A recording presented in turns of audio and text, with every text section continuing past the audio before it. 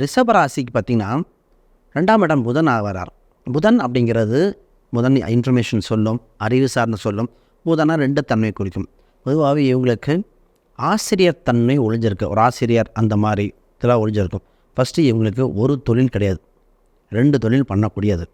இவங்களுக்கு ஃபஸ்ட்டு இவங்க சம்பாதிக்கக்கூடியது பார்த்திங்கன்னா மக்கள் பீப்புள் கான்டாக்ட் இந்த விஷயத்தை மெயின்டைன் பண்ணிகிட்டே இருந்தால் வருமானம் வரும். அது அக்கௌண்ட்ஸ் விஷயம், பேங்கிங் செக்டார், இந்த மாதிரி ஃபீல்டெல்லாம் ரொம்ப சிறப்பாக இருக்கும். இவங்க மற்றவங்கள வேலை வாங்குகிற ராசி. இது கீழே நின்று வேலை வாங்கினா இதுக்கு ரொம்ப நல்லாயிருக்கும். அந்த மாதிரி இது ஆக மொத்தம் இந்த ராசிக்கு இன்ஃபர்மேஷன் வகையில் லாபம் உண்டு. மற்றவங்கள வேலைக்கு அமர்த்தி பண்ணக்கூடியது, கணக்கு வழக்குகள் பார்க்கக்கூடியதாக இருக்கும். ஒரு அட்மினிஸ்ட்ரேஷனுக்குள்ளே என்ட்ரு ஆகிற மூலம் வருமானம் வர்றது. இந்த மாதிரி சோர்ஸஸ்குள்ளே போனால் இவங்களுக்கு சூப்பராக இருக்கும். கிளைண்ட்டோ மேலதிகோ ஒரு பிரிட்ஜிங் பண்ணுவாங்க.